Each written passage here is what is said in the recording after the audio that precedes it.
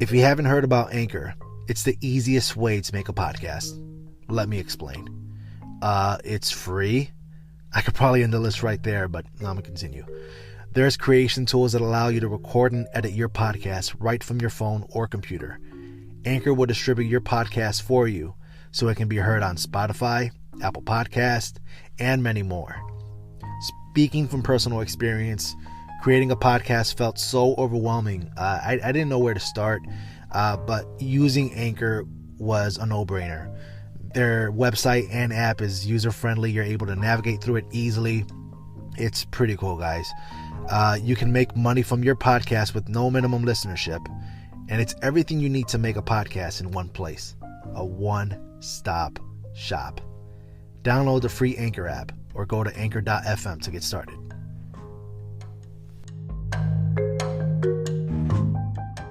Hello, everyone, and welcome back to Indie Center Podcast. I am your girl, Jakara N. Holman, and today I get to spend some time and talk with Sara Smith Redmond. Sara is a queen of many trades to include designer, radio host, personality, fashion curator, and the list goes on.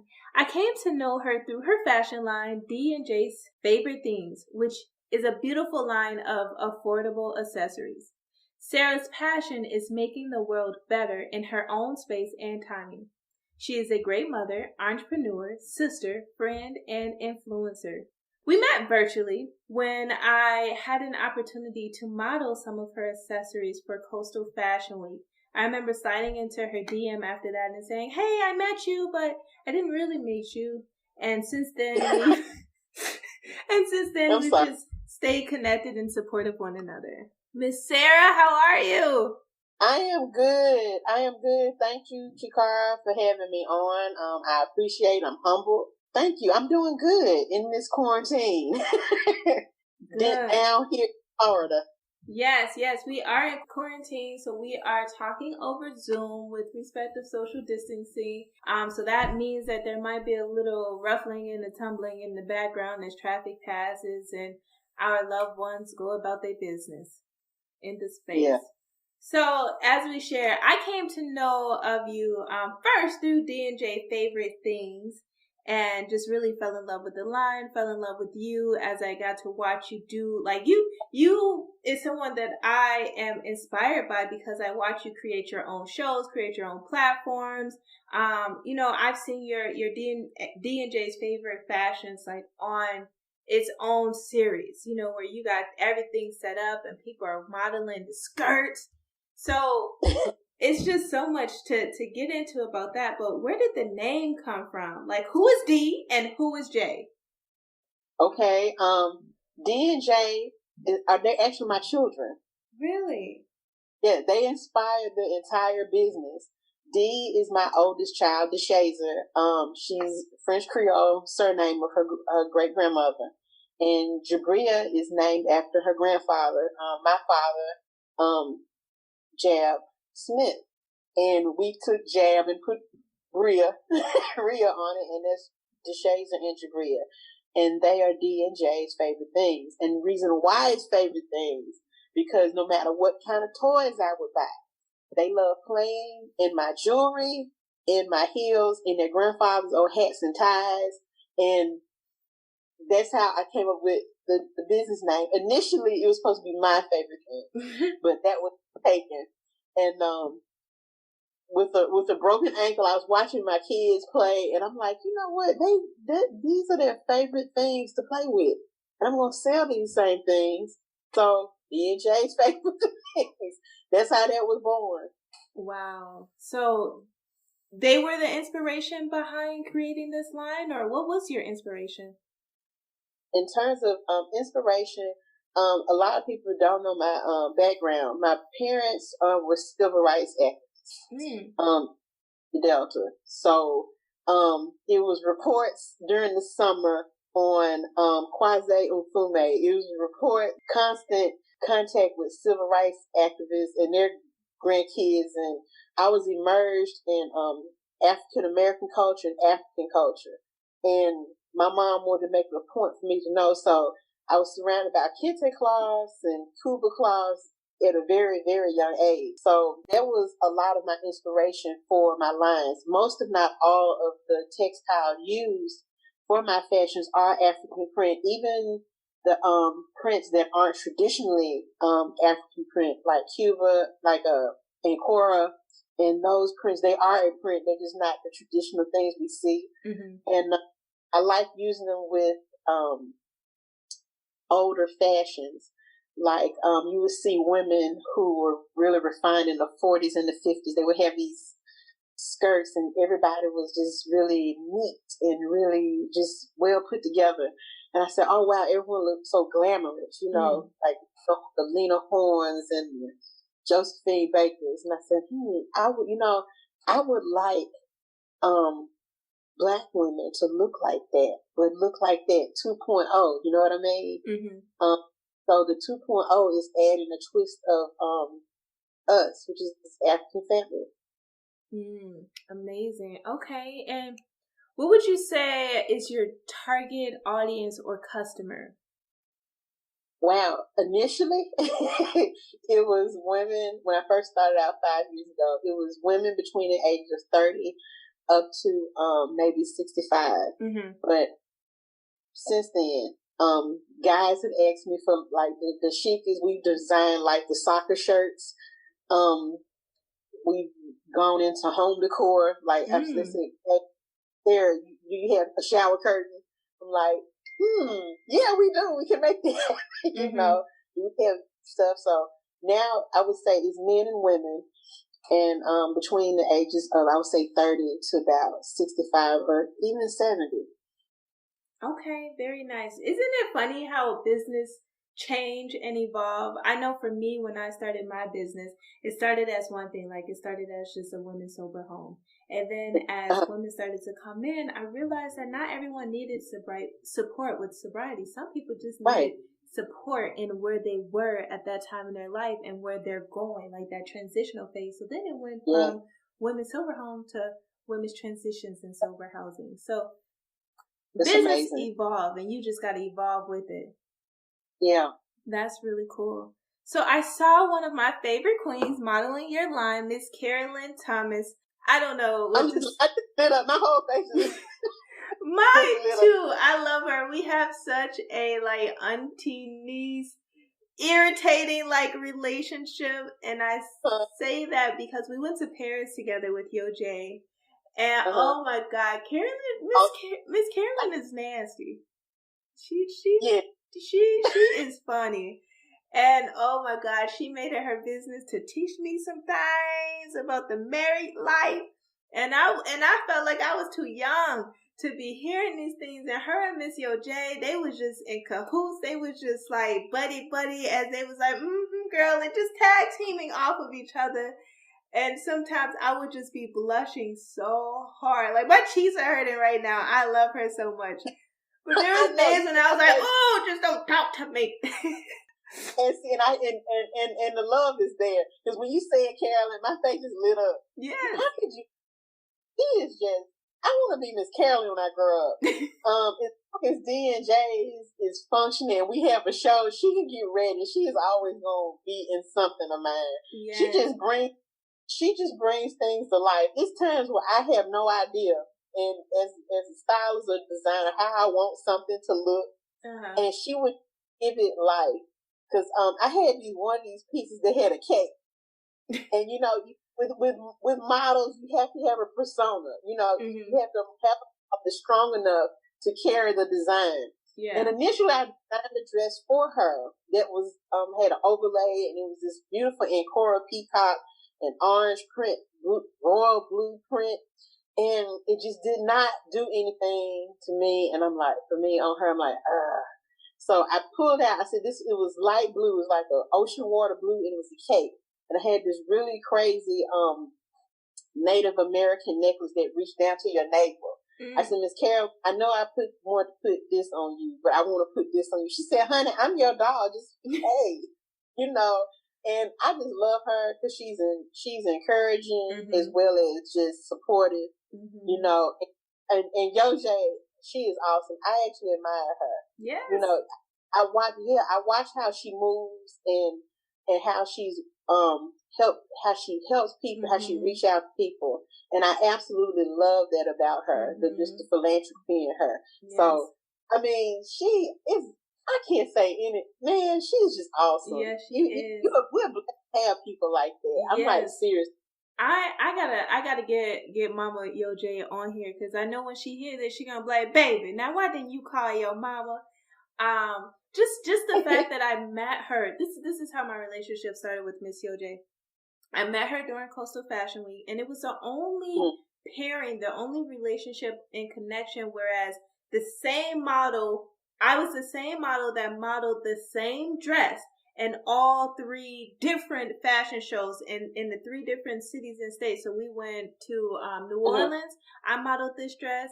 In Pass Christian, Mississippi, I modeled this dress. And in Mobile, Alabama, I modeled this dress. And baby, when it was over, obviously I had to come home with this dress, because we had a relationship, and couldn't nobody else wear her. And we just stayed connected. So I came back home to Minnesota, and we stayed connected. And then she reached out to me and said, baby, I'm going to Paris, and I want you to do these things to make sure you get there. And then she kept checking back with me, because I said, oh yeah, I want to go. And then she'll say, did you do what you need to do? Now I'm not, and Miss Yo J will fire you up too. I'm not going to hold nobody's hand. Y'all need to do what y'all need to do if you want to get there. And so I did what I needed to do, and I got back with her, and I said, ma'am, I'll be seeing you in Paris. And oh, did we have the time of our lives. Wow. The best time. time. I remember that, and you know what? I remember when she went to Paris, and I was like 2 years into my business. And boy, that lifted my heart, because she showed me the possibilities. You know what I'm saying? Like, she gives me hope. She lets me know that it's real and it's possible. You know, I'm from the Mississippi Delta, where no one encourages you to do anything. You know, and especially if people think you have to be in a box, like, oh, you have to start your career when you're 20, and oh, you have to be able to do this. And, you know, once I left the Mississippi Delta in that cage thinking, you know, and you people, you know, like Miss Yo J, who is just doing it, unapologetically doing it, you know. And I just love her, because she has no idea how much she inspires me. She just, you know, I think I can't do it. I'm like, yes, you can. Look at her. Yes. You do it. Yes. I do. I watch how she moves, and I love it, because she's elegant, she's fun, she's that aunt. She just, you know, that homespun, common sense approach to doing business and dealing with people, and it's nothing. Oh, I can go on all day. She probably has no idea that I even feel this deeply this way, because we've talked, but we've never had a chance to really have an exchange, because we've been snatching clothes off and pinning people up and that kind of deal.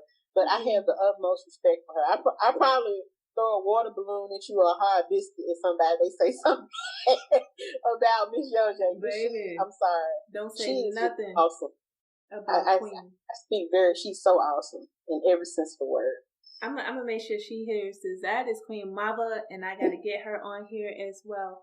But there's one more person that we have. I know we have a lot of people in that we're connected to, and there's one more person that I know that we are both connected to that I love, and that is my girl Joy Simone.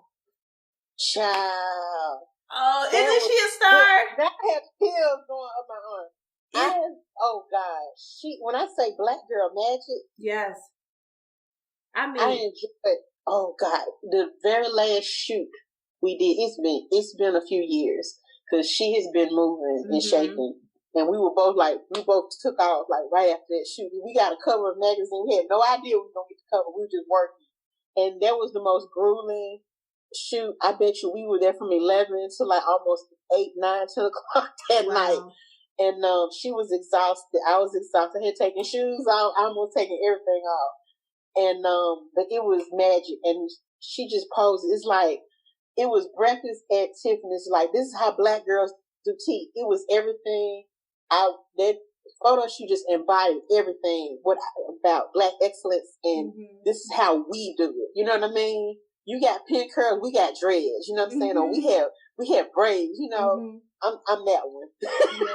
Yes. And it was fun. It was really fun working with her. Her mom's awesome too. Yes, Miss Lisa is amazing. Yeah. I've had an opportunity to talk with them both. I don't know if I ever even met her in person, but I love her. And that is like my little sister. We talk and we check in and we make sure that we give support to one another. I share her posts, her mom share mine. Like, she has her head on her shoulders. Her mom she is a fire, that is right under her, making sure she gets everything that she deserves. Yes. And you know what I like about them? Like, Lisa and I, we had really cool, we're still okay. It's just been busy. Mm-hmm. But when we had downtime, girl, how you doing? How everything going? You doing okay? Mm-hmm. It was a sisterhood, and it still is a sisterhood outside of that. I hadn't talked to Joy in a while because it's been crazy, and she has been doing stuff. But it was so heartwarming to look up at my very last show. Even though she wasn't able to walk, she was there supporting on the front row. That kind of support. So I love them both. Awesome people and great. We got to connect with you once this COVID stuff passes, and I got to put you in some stuff. We do. We definitely have to connect. Speaking of which, I mean, I'm ready. I'm always ready. I think we talked on the phone about that before, because it's so funny. Like, you would think that we've known each other for a while, but never actually met in person. And I know that you offer personal styling services, right? Yes, I do. Come on. How does that work? How do you style? Look, you can't see me right now, listeners, but I'm doing my styling dance. I like the styling dance. It's moving. We moving. You can't be stiff, right? No. But yes, I do. I offer personal styling services. And it's for everybody. I've styled ministers that's trying to get ready for past anniversaries. I've styled artists for their album covers. Nice.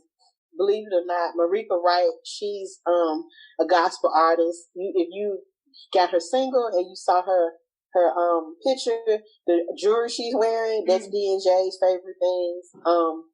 My jewelry been worn by Londa Armin. She's a gospel artist out of Canada. Actually performed with some of my pieces and shouted out on one of the necklaces, amen. Yes. The Mickey Howard has worn pieces. Quite a few. I'm actually losing the list. I need to write this stuff down. I've had quite a few celebrities they have accessories of D&J's, and I'm trying to think. I even did my first wedding. I was excited about that. That was fun. I enjoyed that. That was awesome. I got to style a bride and her husband. They were in Slater Runway, my first annual show. They were like the finale. And it was white dress trimmed in kente cloth that he had on his kaftan and his pillbox hat. They looked gorgeous. And their wedding party was awesome too. So I love that part because it's fun. Weddings have been my favorite. Most stylists run away from weddings, but I enjoyed it actually. It was fun. It really was. So speaking of styling, you also mentioned that you have your curtains, so you have your beauty at home. What is that? What is the beauty at home? Beauty at home. It's interior design. It's pillows. It's duvet covers. It's throw pillows for your couches. It's different. It's African love knots. Things you can put on your shelves. Is tribal masks. It's tapestries you can hang on your wall like mud cloths, and it's runners and napkin holders and even flatware. It is to beautify your home. If you ever get an opportunity, and we can go through my house, like my living room is African inspiration everywhere. It's ritual bows and mud cloths hanging. It's dolls, like different dolls and different sculptures or what have you. And I know if I like that kind of thing in my home, I said other women would like this too. Because we feel better when we see ourselves in our own, if it's just a little something, and it took me years to build my collection because I would always go and get it from get artifacts from my brothers at the different shops. And I said, I wonder what other people like this. And I casted my line, and I've had quite a few people do my buy the bathroom, the shower curtain sets, and for the bathroom, or what have you. It's just where the couches, the throw pillows for their couches, they have images of like Nefertari on them, and or the sunset. After being that famous scene we see all the time with the orange and the black baobab tree just in the mist. You know, you catch all kinds of different pillows that customers are ordering. So that's been fun too. Beautifying your home. And I was actually looking, because my bathroom is Bob Marley. Okay. And I was looking, so I want to see, can I design a Bob Marley, what is it? Not placemat, but a shower rug. Okay, yeah. I wonder how many people want a Bob Marley or a Ghanaian flag or, you know, anything African inspired in their home. So that inspired everything. I hope Don't say too much, because I'm about to turn this camera around and be like, what color curtains do you think I need to get for this room? And I probably tell you something like way out. You'd be like, huh? And it would work. I actually am feeling like the background. I looked into that. You like that? Yeah. I did that right there. I did that. I'm like, I'm trying to figure out a wall for my new office I'm opening. So yeah. Yeah, I did this little accent wall here. I actually painted, my team, my friends, my family was suckered into painting my home. I said, we're going to do a sip and paint. I'm inviting you over for a sip and paint. And I bought all these bar foods and some, you know, different boozes, some little coolers and whatnot, and got them real good and tipsy and feeling right. And then they was like, okay, we're good. We're ready. So where's the canvases? And I was like, my house, my walls. I love it. Pick a wall. My walls are your canvases. And they were kind of hot about that. And many of them haven't visited me since then. Come on, it's fun. So you got to party and exercise at the same time. So there are a lot of walls with a lot of issues because some people were wavy when they were painting. But this was the graduation piece. Once I learned some things, then I graduated to this and was able to make this accent wall and then put a fireplace on it. So I'm very well proud of this. But I look at other walls and I'm like, yeah, they weren't too happy with me. Well, the outcome, it does look amazing, because my eyes popped when I first got on the screen. I'm like, wow, like that. Thank you. So back to you, ma'am. I was on your website and everything. I was digging because you got a website because you're a boss like that, and you have something called the Blue Collection. What is the Blue Collection? The Blue Collection is just simply all things blue. Since my logo, the crest of D&J's is blue. It's all things blue. And it's African inspired, because it was said that when you would see Africans or slaves that were still holding on to their African continuities, their houses a faint blue, and they would do a faint blue because it would make bad spirits think it was water, and they wouldn't enter the home. That's why and then it's my mother's favorite color, and one of the people who supported me big time when D&J's happened, his favorite color was blue, and he was like, keep going, and my mom was like, keep going. I said, okay, blue. So we're going to make it be, that's what the logo would be. So that's the Blue Collection, and that's what each piece embodies, whether it's the blue, in coral print, or it's actually turquoise, which of course is Native American, and that's a part of my heritage too, because I'm Creole over in here. Representing Cherokee Nation. Hey. We over in here. The blue just represents that part of spirituality, having a positive energy and warding off energy that you don't need. Yes. Amazing. That's really cool. And then, so with that, you have your African Maxi Skirts, and oh my goodness, they are beautiful. What is the inspiration behind them? The Maxis. Yes. Opulence. That's a big word. What that mean? Opulence. You're like, it's this royal, I just like for us to show up, and I like to see women walk in the room and everybody like, oh, I just like that wow factor, not only for myself, but I like this for other sisters as well. Like, yeah, I just like for us to be bad. Does that make sense? I just like this, and I know every time I've sold a skirt, and I've had sisters buy 2 or 3 skirts at one time. And they say, I wore this to a bridal shower, or I wore this to a wedding, or I wore this to this, and it was the conversational piece. And we feel good when we have that kind of attention. Mm-hmm. So it's I've had that happen. I walk in the room with a huge, full maxi skirt, and everybody's like, and it's just, we like that attention. There's nothing wrong with being adored and people actually liking.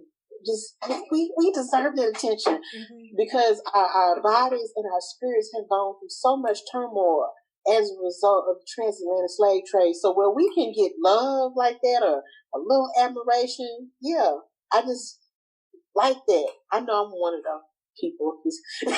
That's all right. That's amazing. Okay, and with that, your skirts, your accessories, D&J favorite things have been featured in many fashion shows, including Coastal Fashion Week, Sister to Sister Expo, and then you have your very own Slay the Runway.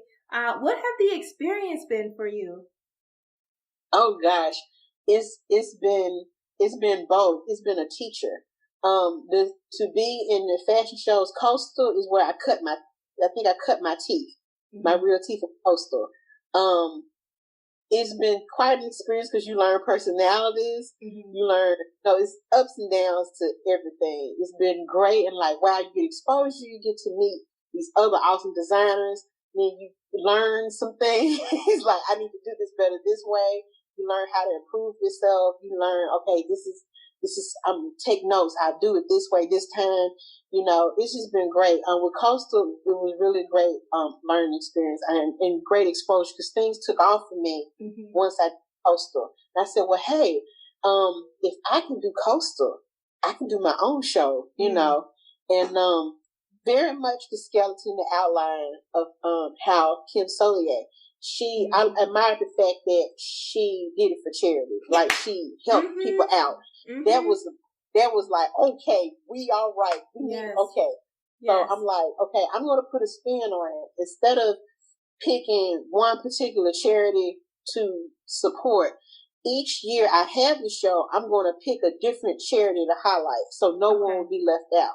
Like the first year I did Slay, it was Literacy for Life Joy's charity, which encouraging everyone to read books. And we collected all these books from different business owners, and we put up the book nooks.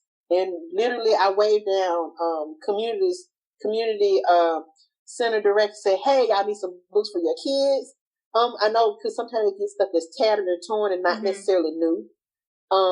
I reached out and distributed books there, and we still distributing books, especially the book nooks. And we go into areas where the book nooks are empty and people don't necessarily deposit in those particular areas. So, hey, fill that up. These kids need to read books too. That's amazing. And then this year we partnered with Ambitiously Him and Her, and there was an organization that they actually help young parents in need. So we had the models come down the runway with baby diapers, wipes, clothes, bottles, just everything. And we donated, and it really helped the organizer out because we were right in the beginning of COVID. So where she would have to go and just hustle to get these supplies, she already had a lot because she got to take the donations from Slay. So, and I'm passionate about helping everybody because, as you grow and life happens, a little bit of everything touches you. So you like, I want to help here, I want to help there. So many things are important to you. Like, you can't help everybody, but like, if we can just shed light on what an organization is doing, and other people say, oh, this is where I can go donate those clothes, or oh, this is where I can do with these old books, or whatever the case may be, or oh, this is the shelter. we need to donate women's clothes because they're in transition. They need business suits or they need whatever. Give that charity some notoriety so they can get donate. Yeah, that is amazing. That's really cool. Yes, I love those fashion shows that have a purpose behind them, and I love that Coastal Fashion Week did that charity event. When I walked for them, we were donating backpacks, and so we dropped them off at the end of the runway. So I love what you're doing with yours. And once again, we're bringing up Joy Simone with her amazing works. And yes, she does have her business, which is so amazing and inspiring. I know that I have really enjoyed my experience, my opportunities to get to strut or walk the runway or slay the runway. Each one of them, for their own reasons, have been amazing to me. I personally, I've come to understand that Minnesota just do it differently from like the South. Things are just so much more big and grand and like on this big scale level in the South, where there's like different themes and or it's the curator themselves that are different. But I know from my experience, the South is just big, and especially when you have individuals that come from like Louisiana and stuff like that, like their fashions are like really out there, and so I've enjoyed my experience. But speaking of different experiences, it's important to get that experience, and you give experience, you give lessons with your university runway. You teaching classes, yes. Yes, ma'am. University runway. How that got started? It's an Ekendio situation. That's an African word meaning one that grows from sorrow. I had a young lady reach out to me, and she was in tears because she went to a person and they said, "Well, you can audition for me, but it's gonna cost $300." Yeah, that part. And I was furious. I said, "Okay, we can't do." And she didn't know. She actually, was contemplating giving this human being, this nice way I can characterize this person, $300 to come to a casting. I'm like, no. I said, first of all, don't even sweat that. Come walk with me. Come walk with me, and I can introduce you to other designers that won't take. It irritated me so bad. I said, I wonder how many young ladies are getting bamboozled this way. So I sat down immediately. So let me sketch out classes. I said, let me call this University Runway, and it's a series of classes from how to walk, photography, and I don't actually teach them. I bring professionals in from the industry who are legitimately like good people, and they tell you if you're taking a picture and the photographer starts doing all this goofy stuff, you have every right to tell them to stop. You have every right to say, don't post this picture. It's letting the models know their rights and what they don't have to conform to and what to even expect. How to show up for a casting call. I'm adding a new component that's legal. Like, okay, how do you deal with a contract? And I'm trying to get it where models have legal plans and they can go and, hey, once I get a lawyer, can you review this contract and see if it's legit or not? Even in reading contracts, because you have some models that misunderstand certain things versus you have some contracts that are so very verbose in terms of a wording and how they illustrate what should happen, and it's just messy. It ends up being a mess when you don't know what's going on. So my goal was to educate so people won't be taken advantage of. That's just not cool, for somebody to. I'm like, if I ever find them on the street, but anyway, that was just not cool. And I'm like, no, that person needs that $300. You can't be janking people out of money. Right. So that's why I decided to do University Runway. I plan on starting up a new semester in September, so we could with the regular school year, and they're not very expensive classes. $30 a class. Gonna see how we can do this Zoom thing, since I don't know how long we'll be social distancing, but we bring the professional in and they just give the workshop. And I've met a lot of really great people in the process too. So my whole goal to make sure people don't get taken advantage of. Yes, I love that. I love that. I was gonna ask, what are the credentials and how does one sign up or get involved? I have a link on my website. You can say, hey, I want to do University Runway, and I'll shoot you and say, hey, it costs this much. This is what we're doing, and this is how we can meet. Our biggest challenge has been finding meeting spaces right now because of everything, but I'm sure that won't be a challenge after everything's dissipated. We'll just do online, because online classes, it probably work better. We could reach more people than just the people on the Gulf Coast. Like you're in Minnesota, if you want to take a class, you can, because we have, technical capabilities to let us do that. So I'm going to tell you, them classes or these classes have really been a highlight of this time in COVID. I was on a call today with some leaders and casting directors from LA as an actress. So yes, these calls allow us to connect with people from all over the world, which is amazing. And you were talking about, as you were saying, the different courses that you offer in your curriculum. You also teach your models that this is a business. And so you talk about the business of being beautiful. What is the business of being beautiful? The business of being beautiful is having everything in order. Like the business, you think about when we simply just break it down, you simply beautify yourself.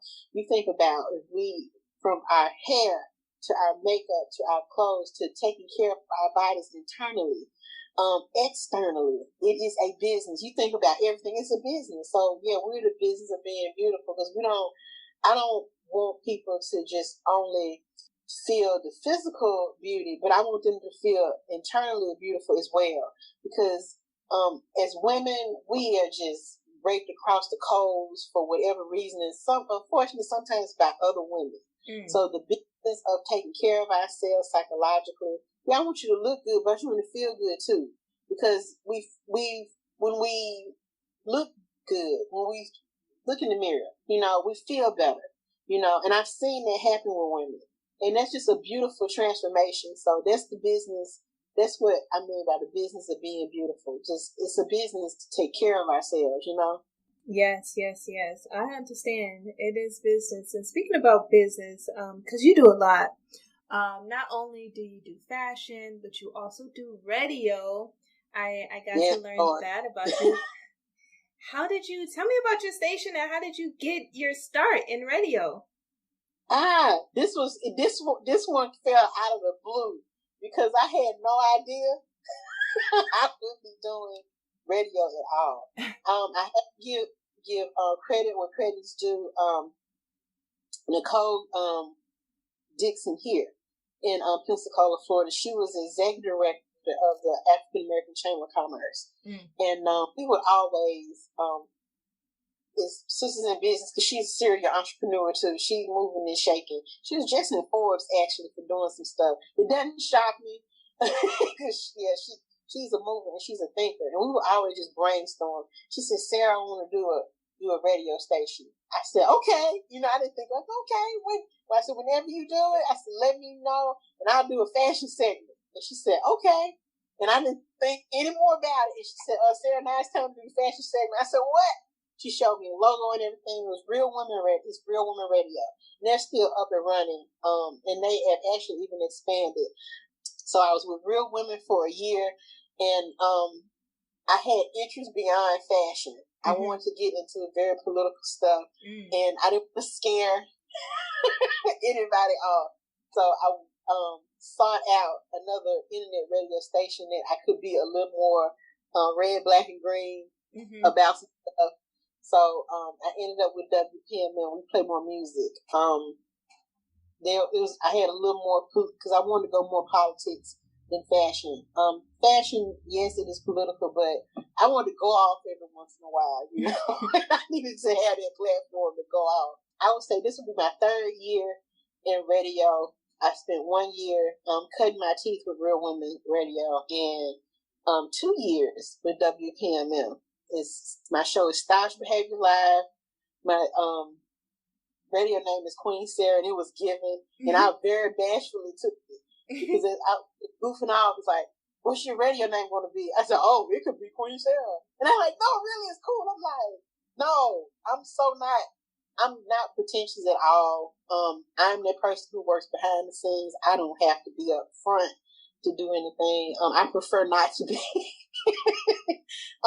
That's why I love fashion shows. It's like you do all this work backstage and then it comes into fruition on the runway. And you wave and come out. I'm a very Russell Simmons. Thank God bless. Thank you for coming out. I'm that person. Yes.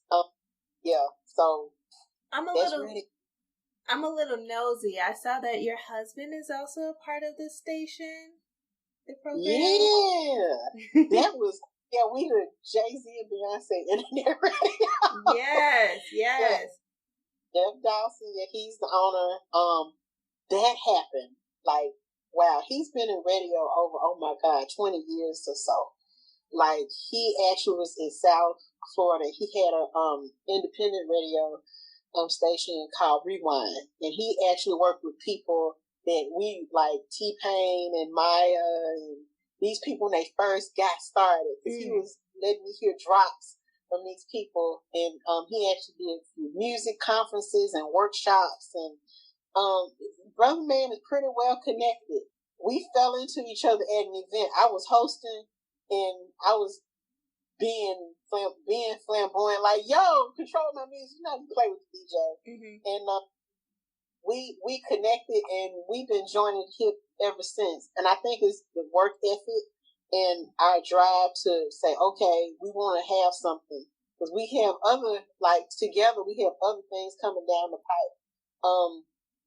The relationship has been absolutely awesome because we respect each other's grind. Yes. It's not, oh, where you been? Where you been? You know, oh, I've been up editing. Editing. Oh, you I'm doing this now. You know, we most definitely respect each other's hustle and our game. So it just works. It works. That is amazing that you're able to have that together in radio. Wow, that's big. So now, what is I'm excited for you. That pair, you guys are ready to take over by storm. And what is the focus of your station or your program? My program is Stylish Behavior Live, and it's on WPM Radio. I think Jeff's whole mission for WPM is to we play more music. Most of the music you hear play on shows are like we say pull out the crate.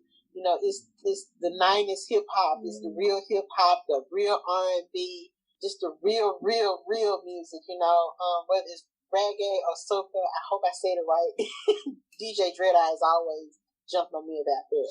But and plus we have people from everywhere. Most of the guys on staff, they're from the islands, from the Virgin Islands, Trinidad, Jamaica. So nobody's native here. Even our people who are here are like from Detroit. I'm from Mississippi. Everybody has a different flavor of things. So I think that's what WPM embodies most. It's music, and it's real music. We don't get to hear on the radio a lot nowadays because things are a little different, you know, artistically. You know, not slamming anybody, but it's just different. With my show, I focus on fashion, politics, culture, and education, and etiquette. And I say etiquette because sometimes we need to know how to act, and sometimes we need to teach folks how to treat us. And I've been on teach folks how to treat us because people been bugging with Black people. I'm just be real. From like the Ahmaud situation, we just found out about it happened in February. You know, we got to teach people how to treat us, and you know, sometimes it's like, oh, you can teach people how to treat you by how you treat yourself. That's true. But sometimes you can treat yourself like Roy, and you have some misguided people who miss the point. And I'm like, okay, I'm here to call out the misguided people. I'm that part. No, this is not okay. If a person is trying their best to live out their lives in peace and prosperity, and they don't bother people, and they're grinding, doing their thing, and you're interfering with that, you're throwing bricks, that's abuse, baby. That's not something we need. So that's my whole thing with stylish behavior. And stylish behavior is about lifestyle. You know, people think Black people don't travel, or we don't we don't do finances. I have finance person come in and talk about this is what we need to invest in. We don't buy houses. This is how you purchase property. We don't invest. Let's bring an investor in and talk about investing. Homeschool. Want to homeschool your kid? I got a brother in South Carolina. They can say, hey, I can coach you. You want to invest? Pay me $25 a week or $100 a month. I have you want to do it, and I can teach you how to teach your kid. Well, you can even graduate with the school system. It just won't get it right. It's a lifestyle that we can't have. So. Yes, very nice. That's amazing. Those are some really, really impressive and necessary. Like, those are topics that we need to be discussing in our culture. I just spoke on these things in a podcast yesterday about the information being necessary and how some young people don't understand the importance of life insurance and what have you. So that is really important. You have an app. So tell us, how can we stay connected to the hottest jams and pressing topics? Okay, the way you find WPMM, you can go to Google Play, or you can go to the App Store, and you just type in WPMRadio.com, and you can download the app. It's actually free. You can put it on any device. You can actually listen to us through, if you have an Alexa device, you can say, Alexa, take me to WPMM, and she'll take you right to WPMM. Another platform you can listen to us on is I think iTunes, TuneIn. You can listen to TuneIn, and you can also just simply go to the website WPM Radio, and I think you can scroll down, and they have two icons where you can click and download the app that way. I know you can listen from my store page, DJsFavoriteThings.com, but that is the main way you can listen, by downloading the app. And it has all kinds of little features, like if you want to set your alarm in the morning, you can actually set it to the alarm. And it'll be pretty cool because you'll be tuning in to Cheryl Underwood, because we're affiliates of Cheryl Underwood. So that's been awesome, because that sister's on fire. Yes. Like, people don't know how much stuff she has her hands in. I'm like, dope. Like the whole staying alone, #alone together, she pushing that, and voter participation with Black Solidarity Radio. She moving and shaking for real. Yes. Okay. Really amazing. Well, you let me know if y'all ever need a young Tenderoni on there, because I got some important things to say too. Look, I'm way ahead. I'm like, I wonder what the schedule is like. Girl, let's talk. Look, I know. Look, I'm always trying to bring people. I'm ready. I am ready. I love radio. I am ready. I am with it. Let's do it. Because we're both serial entrepreneurs. Let me tell you. But now you've talked about this a little bit in your marriage, being a serial entrepreneur. Like, how do you have it all? Like a mother, a wife, a boss. Like, how can you manage and maintain having it all? You know, I read the question when you sent it. I said, oh God, how am I going to answer this? You know what? Because you don't think about it. You just do it. It's the honest to God truth. I remember this movie, Single Moms Club, and the girl was stressing out. Oh God, I'm gonna take care of my babies, and then the black lady just told her, she said, you just got to do it. And when I think about it, you slow down. And you're like, oh my God, and and that's what happens. But first and foremost, a serious relationship with God, like a real one. Like, you have to be able to go to God on your Jerry Springer type days, and you have to go to Him on your Mother Teresa type days. And that's honest to God truth. I have had to learn to just, okay, God, show me your grace in the foolishness, because when you're doing something good, with new levels always come new devils.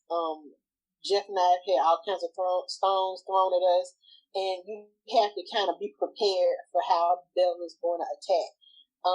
Right now, my children and I are under attack about some stuff, but I know that in the middle of my frustration, at the end of the day, I don't see it, but it's going to be all right. It's a faith you have to have. It's just balancing like one thing at a time. And what I tell everybody, be honest. Just be honest. I'm very honest with my children about things as much as I know they can handle for 6 and 7 years old. Jeff and I are really honest with each other about how we deal with people, how we feel, about business, about how we take the next step into doing things. We're just really, really honest. And if you can be honest and a person respect the fact that you're being honest, that's where it all kind of gels. And you don't even realize you have it all till you look up and say. And you and my oldest daughter just told me that. She said, "Well, Mom," because I have this face I make when I'm thinking. She said, "Mom, are you upset?" Like, no, I'm thinking. She said, "I thought you were upset." She said, "You don't have anything to be upset about. I'm just curious. Why is that, philosopher?" She said, "Well, you have 2 children, and God bless you. You have a home. You have a man in your life that loves you, and God is on your side. You have food in the refrigerator, and you have clothes. So yeah, you are blessed, and you are just favored." This is my 7-year-old. I'm like, woo! I said I needed that sermon today for my 7-year-old. So it's that, and that's what we're rooted in. We're rooted in, okay, it's not even religion, it's spirituality. It's being honest with yourself. The 3 opinions that count: what you think of God, what God thinks of you, and what you think of yourself. That's it. Nothing else. There's nothing else. Okay, so speaking of being honest, I have a real honest question for you. Sure. With having it all, I understand that sometimes sacrifices have to be made. What are some sacrifices that you have had to experience in order to be in the position that you are in? Oh gosh, sacrifices. Honey, I'm gonna keep it 100. The one that is most that had most hit me with a ton of bricks is, especially when I first started the business, was time away from my children. People like, girl, I need a vacation. No, I like my kids. Now these parents are like, they're in quarantine, their kids like, I can't take it. Like, no, I actually like my kids. I like them. Like, if they were not, I like you, you cool. I hang out with you. You're 7, but you cool. I actually like my kids, so I miss them terribly. And sometimes I have my big girl panties on and I can do it. I'm like, okay, I'm gonna be all right. But in these times where God, I would do nothing more than to curl up in the bed with them and watch Black Panther or something, or a Disney movie, or they realize, especially during slave, Mom, you're really busy. They stop and they know, okay, it's time with my children and with my family. That's the thing that's sacrifice. And sometimes you can handle it. Sometimes you're like, okay, but you know you have to go. You have to go because you going means their survival. Second thing has been financial. I'm a Tyler Perry. I have drained. I'm restoring it, amen, and God restoring it. But I have had drained retirement and this fund and that fund to make financial parts of the business function and run. We got to a place where you actually seeing the turnaround. You're seeing the influx and the following and people paying attention to you now. And it's like, okay, I ain't gonna argue with you. I pay for the skirt. That part, we're at a place where we actually can go to a bank or look at a grant and people not giggle at us about funding because there's a beast. So I would say first it would be family, and second would be finances, and I had to get a grip on this, almost my physical health. Because with that busy, you're not sleeping like you need to, you're not eating like you need to, and that can throw your entire body off. So I had to get some reins on that, pull that back in, because if I'm not here, can't none of this stuff happen. That is very true. Wow. Yes.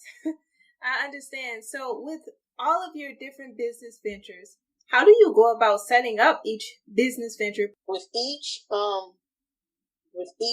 business, it has been planning, plan, discuss. And you have to be real with yourself. You have to plan for what if nobody buys? What if people buy? You have to plan for, we got a pandemic. What do you do now? Mm-hmm. What do you do in the midst of what if what if you always, as a business owner, no matter what you do, you always have to plan for the what if, because having a retail business or any business, especially retail, where you depend on people's temperament for your survival, is sketchy. So it's sketchy. You can be have the best business in the world and be on the wrong side of town in terms of your location. I had that my first 2 years in business. I had this beautiful boutique tucked away behind something. Nobody knew I was there, you know. So it's like, now you learn location, you know, and then it's like, okay, well, people aren't buying this time of the year because they're getting ready for this. It's just planning, understanding the environment you're in, and that's how you just plan. Learning what laws, what resources are available to you in case something blows up. You know, it's just putting plan. And like I tell anybody too, business plan is actually a formal business plan. It's everything. And if you need somebody to help you do it, get somebody to help you. It is not like writing a term paper for your senior class. It's a different kind of writing. Yes, I have written the perfect paper in African American Studies at the University of Mississippi. A perfect 110 points I had on that paper.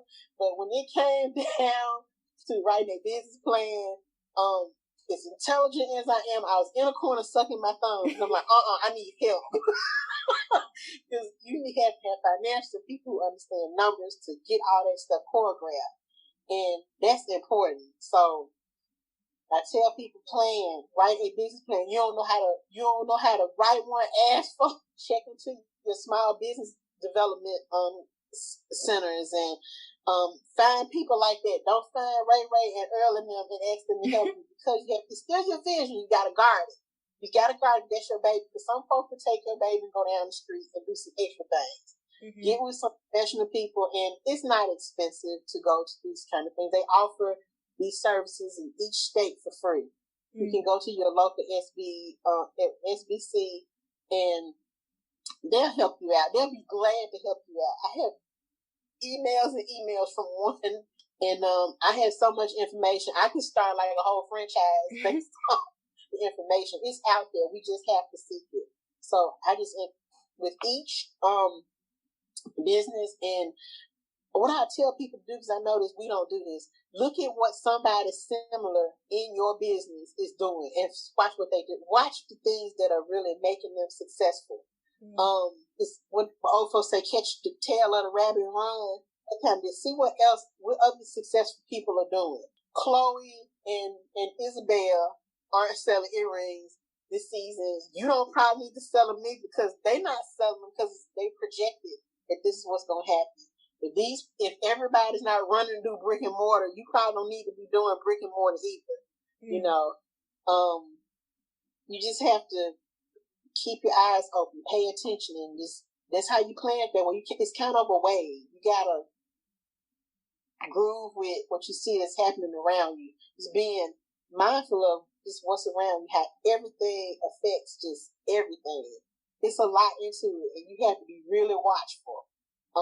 Reading is key. Like, I just picked up a magazine, New York Times, and was breaking down different elements of what made people successful. And I read that every other day, every other week, and I reread the articles. I'm trying to commit this kind of stuff to memory. Like, oh, okay, so when it comes up, I can apply it. So I'm hoping that the listeners that listen to your podcast catch that part, because I watch us not get all we can get in terms of business, because we don't really do that. You know what I mean? And I'm like, oh man, they had just watched this. You know, I wish I could wave and say, hey, look at them. Mm-hmm. You doing this. Look how they doing it. You know, and that's all it is. So are there any untapped visions that you're planning to explore? Yes. So bad. I want to start a legal fund for single mothers. Single mom to a tumultuous divorce. Just bad. And it's bad to the point where you're being milked for finances, and it's like, you know, I put 2 bands on my kids, you know, it drains you financially, you know, especially coming out of a situation. Nobody plans for this kind of thing. We don't have, here's $2,000 we're going to spend. Let's be real. Most of us have $2,000. We're going to put it in something else that's productive. We don't plan to fight with it. You know what I mean? Mm-hmm. We'll buy a house. We'll invest it. We'll buy clothes, but we don't do that kind of planning for that sort of thing. Especially when you're in a bad situation, like you're in an abusive situation, you're just trying to get out, you know. And if your abuser cuts off funding, or if you can't go to work because you've been running, you know, you need that resource. So long term, I would like to do that, like a charity that helps single mothers or women who are just in a situation where even they're being abused by the system, because it's abuse in the system too. Get funding and proper representation, because we have some attorneys that don't represent you worth a flip, and then they have your money, but you're stuck with them because you don't have money for another attorney. So that's what I would like to see happen in like the future. That's one thing I want to do. I'm just trying to figure out how to do it, but once I get it figured out, we'll roll it hard. Yeah, abuse. That is a heck of a topic. You know, being such a giving person and being such a giver and server, how do you take care of yourself so that you're not taken advantage of and abused for your kindness? The power of no. The power of no. And the power of no, and learning how to pick your balance. I learned this from Yo J. Ashley. Okay. I learned so much from her, she has no idea. She put it on her Facebook page one day and I hollered. She said, I'm at the point in my life. She said, if you tell me 4 plus 4 is 56, I will look at you and say, bless your heart, and I will go on about my business. And I'm like, you know what?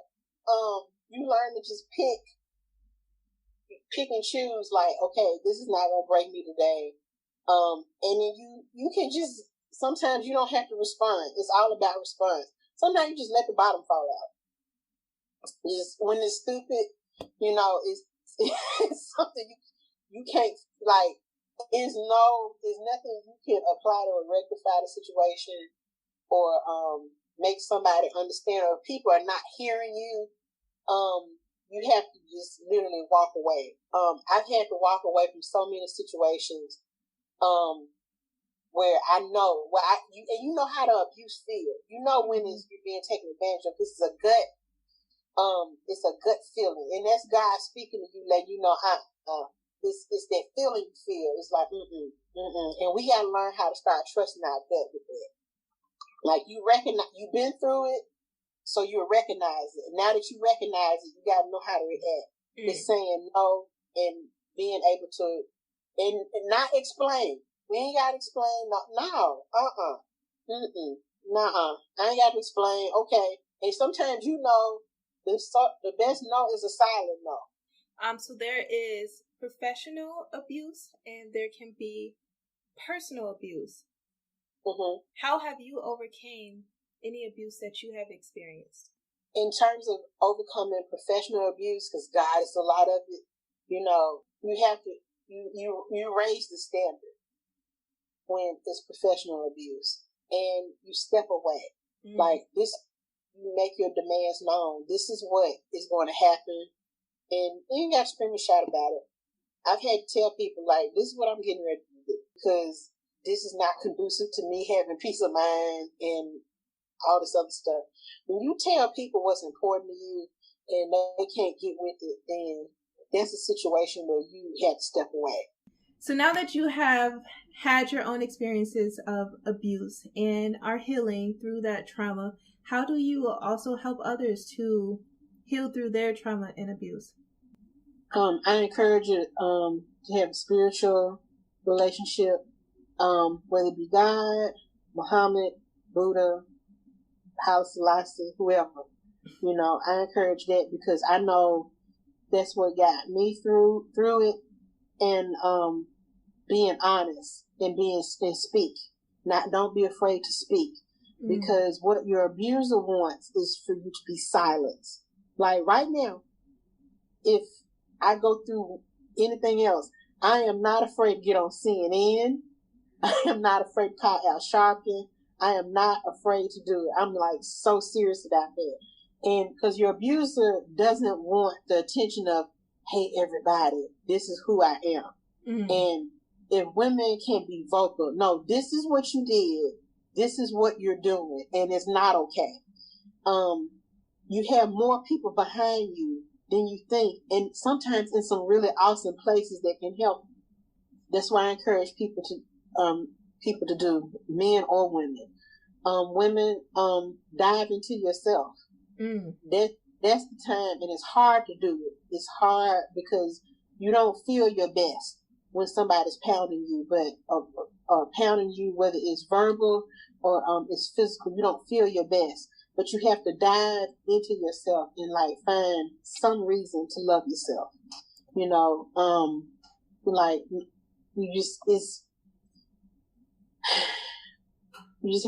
have to fight to do it. To dive into yourself and say, okay, I have been put here for a reason. I have purpose. You know, whether it's investing all your energy into your children, get involved in things that are positive. You have stuff going on in the community that encourages you in terms of like groups or my way was it was actually this church had no knowledge of it. They were actually helping people who had gone through divorce and helping them navigate through every facet of it.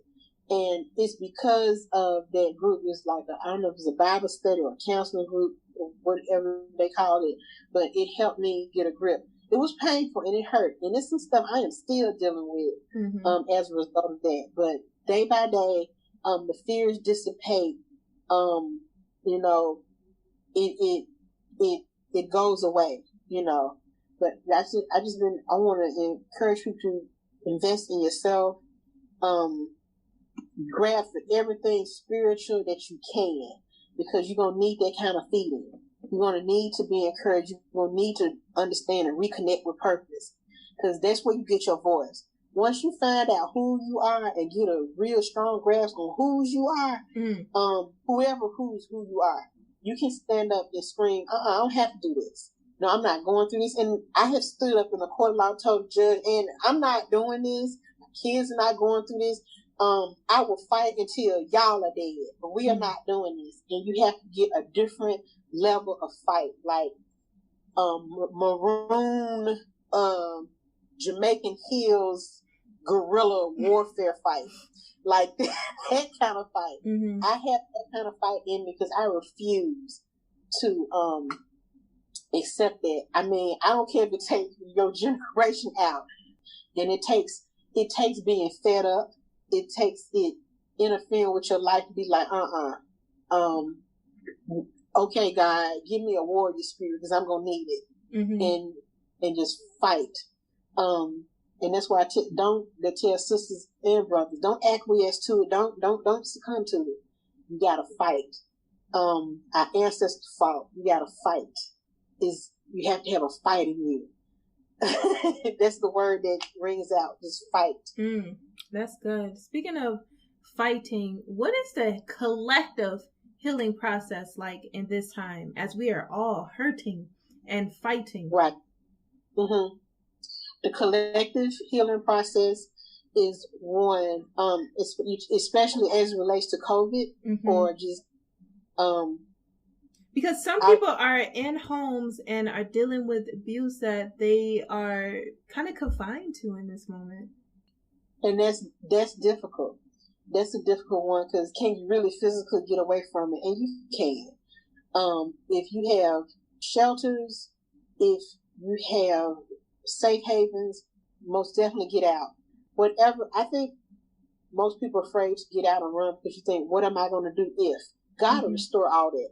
Gotta restore that part. You'll get stuff back. You can get stuff. You can get money and you can get stuff. But I would lead with spirituality. I would lead with saying, okay, it's about loving yourself and saying, okay, I'm not fixing to deal with this part of it. It's, do I want to deal with this the rest of my life? Versus, okay, we're dealing with COVID. Okay, COVID is not, whether it's COVID or H1N1 or even a hurricane, they're still not living. I don't encourage anyone to stay in a situation like that. It doesn't feel good. I don't care how scary it is. I don't care how bad it looks. It can't be any worse than you not having your life. And whether you physically not here or you mentally not here, it's not worth staying in a situation like that. And COVID has pushed a lot of things out of people because you see situations where child abuse rates have gone up. You've seen situations where you have more domestic violence and that kind of deal. You just have to, it's easier said than done, but because we're not really, we're like kind of coping. We kind of goes going along to get along. And we don't do that either because that's not healthy either. So get out. Gradually get your way out. Get some friends. Go, hey girl, I'm gonna let you borrow some clothes. Let me let you borrow this whole suitcase of clothes, and then just don't come back. Smart. Let me put $20. Every week, if you see you can sneak $20 away, go put $20 over here. Okay, in a mason jar or a shoebox at your friend house that you can trust. So when it's time to leave, you can leave. Sometimes we have to be strategic in our leaving because we know what we're dealing with. Prepare yourself to do that. We watched, Sleeping with the Enemy. Y'all been look at how Julia did that. I thought it was masterful. I've watched that movie 700 times. I haven't seen it. I have to watch it. It was how she left. This woman was terrified of water. She learned to swim so she knew how to escape. Sometimes we got to be creative with our escape. Our escape doesn't have to be screaming, kicking in a situation. Our escape could be, I'm going to go to the store, get some milk. I'll be back. You ain't got to go back. That's really good. We got to, and I even heard this from Mickey Howard. She said, you ain't got to go over there and help the woman knock the man out. She said, but when that sister decides to run, keep some clothes hidden at your house. Keep some of the baby's toys over there. Or one night when she knows she's going to say, okay, we having a date night, let the kids stay over there. Wink, wink. We don't want to tip everybody off, but we just got to be creative in how we get out so we can get out as smoothly and chill as possible. Absolutely. That is really important. I love that. And we have to leave when we know that the situation is unsafe because some of us don't make it out. And my best friend is one of them that did not make it out. And so my last question to deal with abuse, I understand that I'm still in healing from that experience. And I know that you're still in healing from your experience. Does the pain ever go away? The pain I don't think the pain goes away, honestly. Because I still, you have triggers. That thing that trigger it, I was always accused of lying. So for the first 2 or 3 years after I separated, I was like, I'm telling the truth, right? It was, how people say, well, they have a catchphrase. I would say, well, I'm telling the truth, to be honest. I would always say, I'm being honest. Because I always felt that I had to vindicate my honesty because they were always questioning it. And I can't do the jokes of teasing, you're cheating on me jokes. I can't handle that because I was always being accused. Being accused. And I'm from slamming doors for me not slamming doors, I believe I had to catch myself. Let me close this closet door. I'm in my own house. Be amazed at how certain things carry over. And I'm a person that said, okay, I'm not going to let this carry over because I want to enjoy whatever God has for me next, which is Jeff. I want to be able to really enjoy being in a relationship. when I recognize some of the triggers, I try to just be like, take a deep breath and like, okay, this is not where I was. This is not what he means. This is where, and you have to do that. He's listening to you. You have to really, really peel your eyes back and peel your heart back and see the difference. Because I know one of my sisters, she was having a hard time in a relationship because she could not let go of all the pain and the crap that the guy put her through. And I'm like, you can enjoy the next day if you keep holding on to that. And I refuse to, even though it's taking time for me to just get over a lot of stuff. But I refuse for a person like that, who was awful, to hold me hostage like that, where I couldn't enjoy everything and anything, everything. I said, I'm not going to live like that.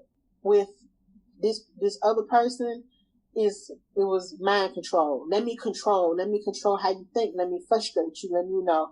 And the key too is never letting them see you sweat. Never let them see that you're frustrated. You know,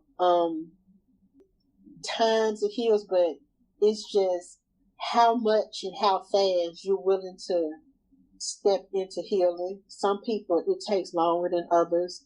It's not their own fault. We all are a process. You know, I wouldn't even judge a person if they couldn't snap back.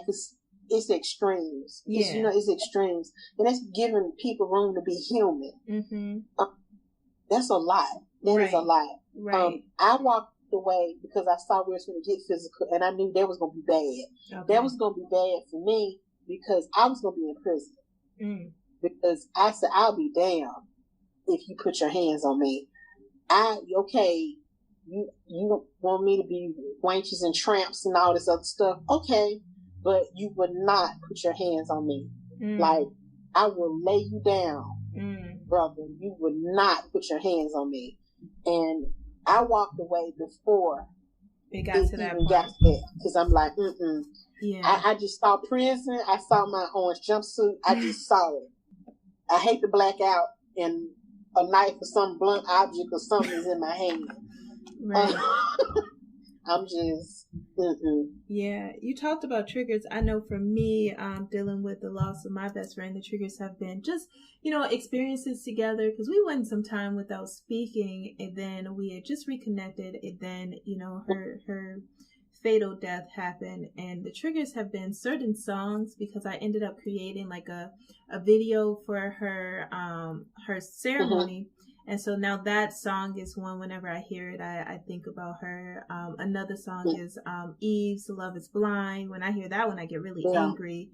And then just, I'm so connected to the whole entire process of just making sure that her loss is not in vain, making sure that her family is good, her 2-year-old daughter is set, that every time I get calls, that's triggering.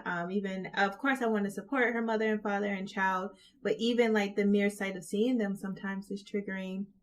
And then like we grew up, from young kids, adolescents to adulthood together. And so there's certain things that, I come across that we experience together. And I'm like, dang, my girl isn't here. Even like, when you lose someone at a young age, it's like even like birthdays are triggering, because you're like, she didn't live to see this birthday, this year, this milestone, or this phase of my life, this triumph or something. So and I know she had that same attitude with fighting, like, I fight back, but it just didn't end very well for her.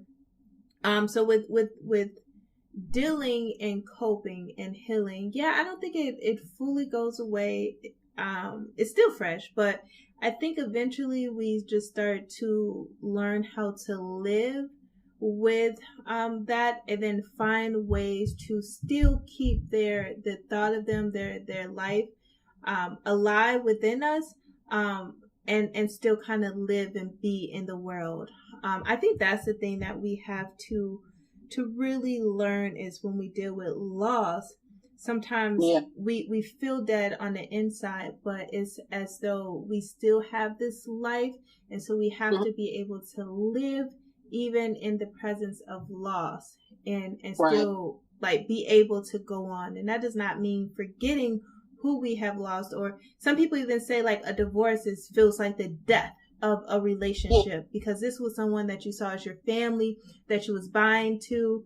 And so you learn how to kind of live beyond that loss, that death, that you're experiencing. So, wow. Yeah, and COVID have really, been a time of learning to live and to survive. How have 2020 shifted your vision? I saw a meme today that said, "Dear 2020, none of this shit was on my vision board."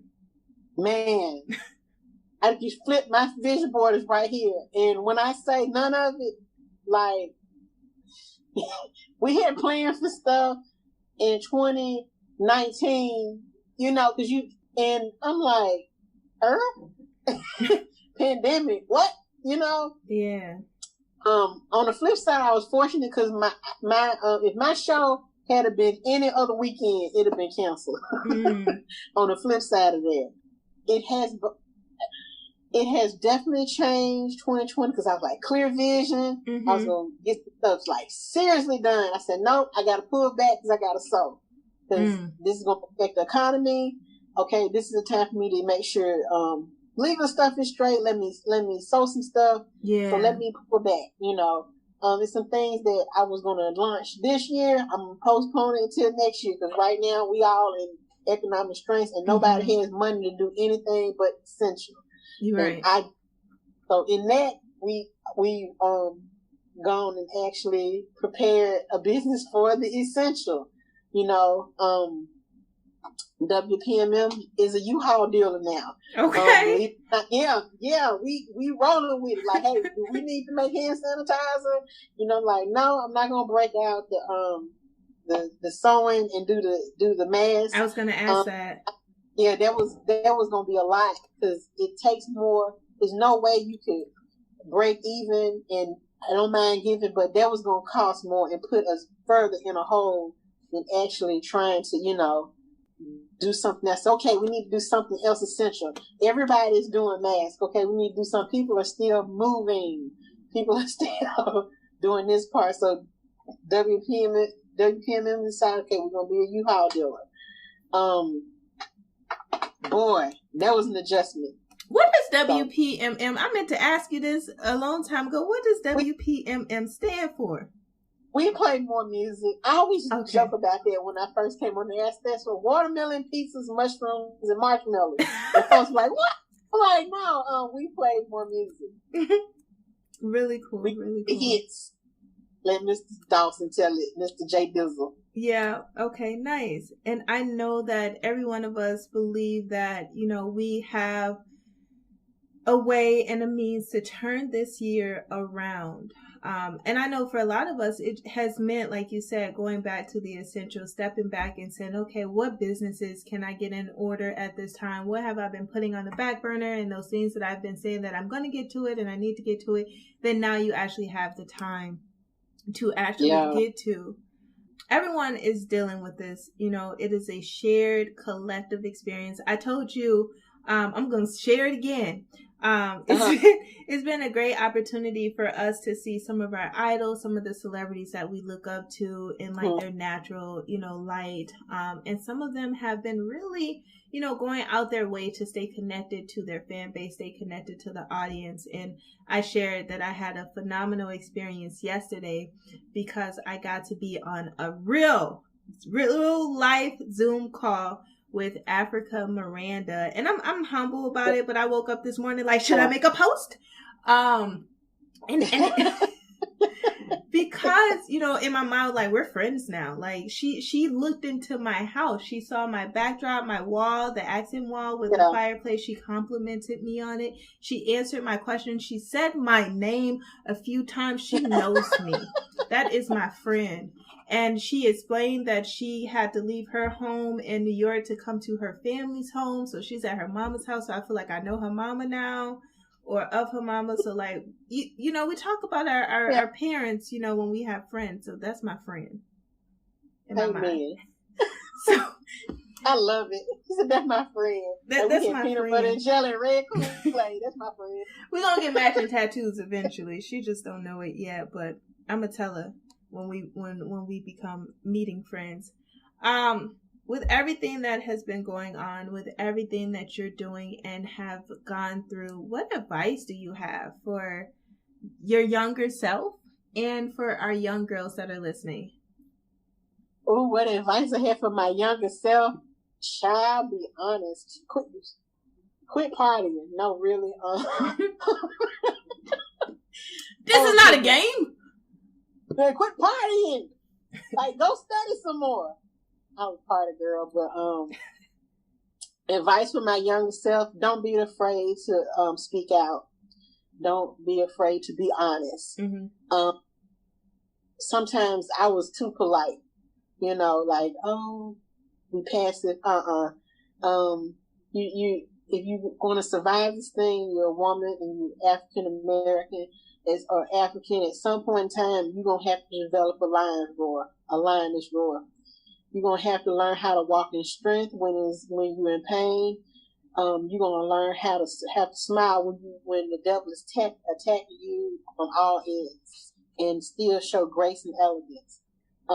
That's what I would tell my younger self. That's what I would tell my younger sisters. You know, every action doesn't deserve a reaction, a loud reaction.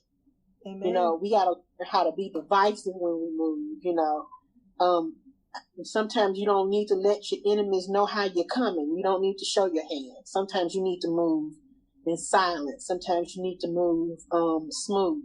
You know, we got Real Housewives culture with everybody. I got to front you and I got to, You know what? I could leave you alone and you'll feel just as bad. Mm-hmm. We don't have to react to everything a certain way because people are playing us based on how we react. And that's what I would tell my younger self. You don't have to, and even if it's not flamboyant, you don't have to cry.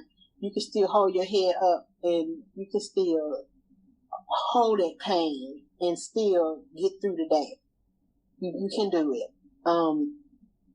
It's there. We don't like it, but I would like to see myself be more graceful, and I would like to see younger sisters be more graceful in how we handle stuff. Because I'm watching our elders, and you know, well, Mama, the house blew up. Mm-hmm. Dad can't. Mm-hmm. You know, that's why I love Yo-J so much because she's very. Mm-hmm. I adore that about her. I said, I want to be like that when I grow up. We were backstage at Coast and something crazy happened. And Yo-J looked, and I'm like, I want to be her. I just, she has no idea. Yes. I was just fun. But she's so unbothered. Just, I'm like, let me take some notes. Mm-hmm. Yeah, absolutely. I get that. And so for our young girls, I guess we can tell them that they don't, like you said, they don't have to react all, flamboyantly and wild and open. And they can understand that silence also is just as powerful as, the big fight. So I love that. And what are your last words that you want to share with us? I would say this: stand in your truth. Don't be afraid to speak out. Don't be afraid to guard your mental and your physical because they're precious. Oh, amazing. And any shout outs? I know we've been shouting everyone out all this time. It's cool. It's cool. Shout out to all the supporters of D&J's Favorite Things, of WPM, all the models and designers I work with. Most definitely shout out to them because we support each other knowingly and unknowingly. We are a hub, and I think it's beautiful. I think the ancestors would be proud. We're designers, we're business owners. We are the hope and dream of the slave. So I'm proud of us. We the best. With DJ Khaled, we the best. We the best. I love it. It's Black excellence at its best. We're excelling. So shout out to my brothers and sisters in the fashion industry, and to any person, whether they're young at heart or young period, they want to start a business, they have an entrepreneurial spirit, shout out to them and to the people and to women and men who have been abused and they think their voice has been smothered. Shout out to them. You'll speak and you'll scream and you'll shout another day. Maybe not today, but another day you will. I love that. I love everything that we covered today. We unpacked a lot. We unpacked, being a serial entrepreneur, having it all, abuse, fashion. That is a whole mouthful, but I hope that we gave everyone something of value to them. And what I love about you, Sara, is that you believe in allowing people to be who they are and speak in their truth without judgment. Absolutely. You gotta have that. You gotta have that. You gotta give people room to be who they are. And my friends will tell you that. And my friends are on all walks of life. I have friends who are off the grid. I have friends who go to church every Sunday and sit on the pew and they are relaxed hair and they are lashes and they are just, you'll be like, y'all friends, and they eat pork or whatever every day of the week. And I just have extremes and we are all extremes, but the commonality is we allow each other to be who we are. We don't judge like, okay, you eating that pork chop, I got the zucchini over here, that's what I'm rolling with. Yes, I love it. We have to... Yes, allow people to be who they are, and we meet them where they are. Sara, yes, Lord. Thank you so much, Sara, for joining me on Indie Center Podcast. It has been my pleasure speaking with you. And thank you. I enjoyed this. I feel like we cousins, girl, and we were just eating, drinking Kool-Aid. That's awesome. You're inspiring them to be creative as well. And I'm so happy that, we were able to provide you a platform to share all of the different facets of you and just be yourself, be who you are without judgment. I appreciate that. I just air hug my wings, air hug. Yes. Yes. Yes.